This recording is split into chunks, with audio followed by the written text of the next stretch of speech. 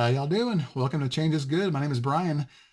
I'm in the middle of hunting a $1/2 box. I was doing it on live stream, but it was honestly a really slow box. Through the first 25 rows, I found one double die. And it was an FS 101 1974. I'll show it to you in the scope here in a second. I just now found another variety, 1972 Denver. WDDO number 1. It's a best of variety on doubledie.com. Pretty good variety. I'm going to show it to you real quick. Then I'll get to the reason I'm decided to film. Just say the box got a little bit hotter. Slide a little better. There we go. The 74 Denver FS 101 looks like this. Really thick lettering, especially in the words in God. You'll see splits on the left-hand side of the letter 1, or number 1, and number 9 here. You can kind of see it right there pretty distinctly. And you can see the lettering here is really thick, and there's splits all through the lettering and notches, especially here at the bottom of the R, here and here, and the bottom of the T there. And in the 4, here's a nice big notch there. Kind of see it right there. Pretty good variety. It's a Cherry Picker's Guide variety. I love it. They're one of the coolest double dies you can find on $1/2. One of the most extremes, especially. That coin's in this condition is probably worth between $8 and $10. It's not in bad shape, but not the best shape either. Here's a 72. It's a little tougher to see. But this one, there's actually splitting here in the bottom of the R. You can kind of see it right there. There's little notches here in the bottom of both sides and in the bottom of the T. And little notches here in the top of the U. I'll get up close so you can see a little better.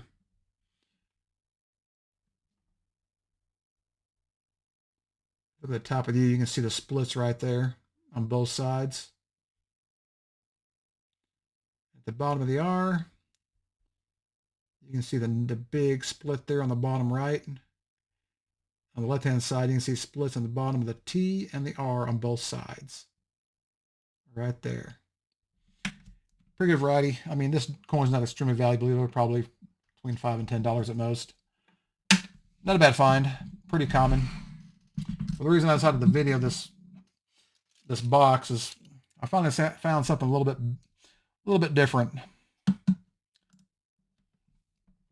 Check that out. The box finally had something non-clad in it. Let's see what we got here. 67 Philadelphia, because they're all Philadelphias, but I'll take it. Let's go ahead and scope it real quick. This is a good year for varieties. Let's see what we got here. Maybe I'll get lucky. Actually, it's possible. See the bottom of the G? It looks like it's got a split. Could be wrong though. Let's look at the retrust real fast.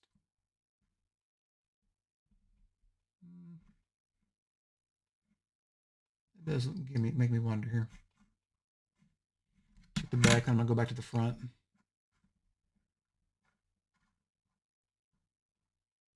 Okay, let's go back to the front here. Get up close to the word in God.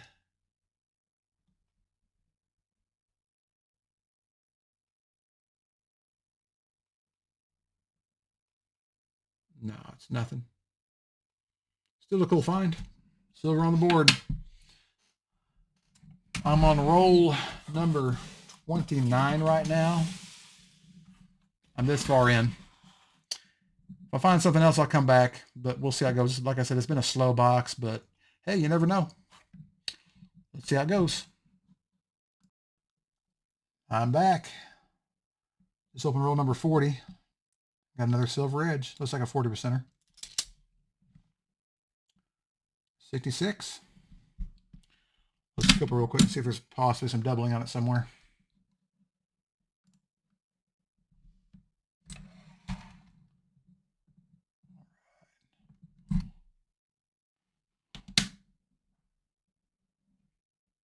Looks pretty normal.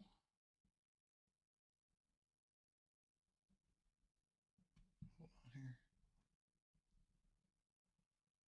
There is a little bit actually. I'm gonna get a little closer up to show what I'm talking about.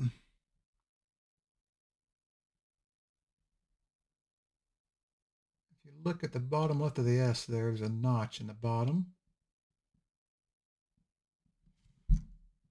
Get the stable right there.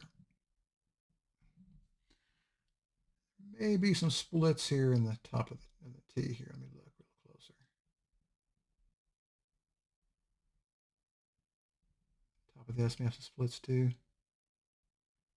Yeah, the T's got a split in it also. You can see it.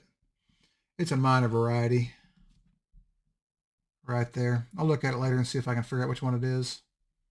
It looks like a little notching right there, but definitely the T has a little bit of a split there too. It's not much, but it's there. Distinct enough to definitely define it, that's for sure. Look at the bottom of the S there. That's a pretty big notch. It's a good split. Hit the back just for fun.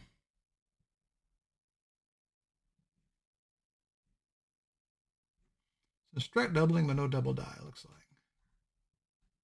Cool. Lots of minor variety. Nothing extreme. Not in bad condition either. Probably low mint state. Well, not a bad find. 66 minor variety. Well, let's keep going and see what else I find. All right, that box is done.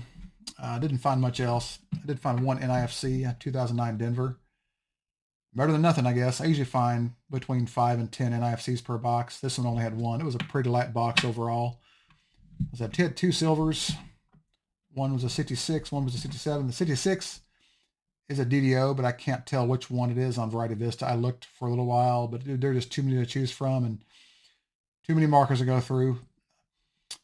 But it's definitely a variety. I just don't know which one it is. The 67 was not a variety.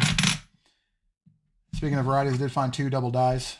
A 1974 D DDO FS101 in okay condition, and a 1972 Denver WDDO #1 in okay shape too. Nothing great, but I'll take it. I usually find between 4 and 6 varieties per box. This is unusually light. I also found one pretty cool die clash.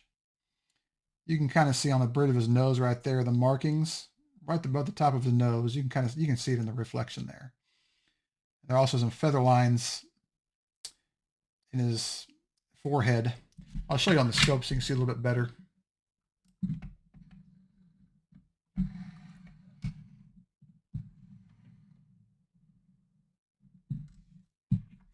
Here's what I look for on 71 Denvers. You can see a little more clearly there. See the clash marks above his nose, and then some feather lines up here from the tail feathers of the eagle from the reverse of the coin above his forehead, or right next to his forehead. Not spectacular, but it's just barely good enough for me to keep it and put it in my die clash rolls. There we go. That is the box. Hope you enjoyed the video. Like, share, subscribe. Give me some loving. You know the routine. Thank you for watching. I'll be doing videos like this quite a bit, so just expect it. Hey, look, there's a bug. Enjoy the rest of your day and good luck on your next hunt.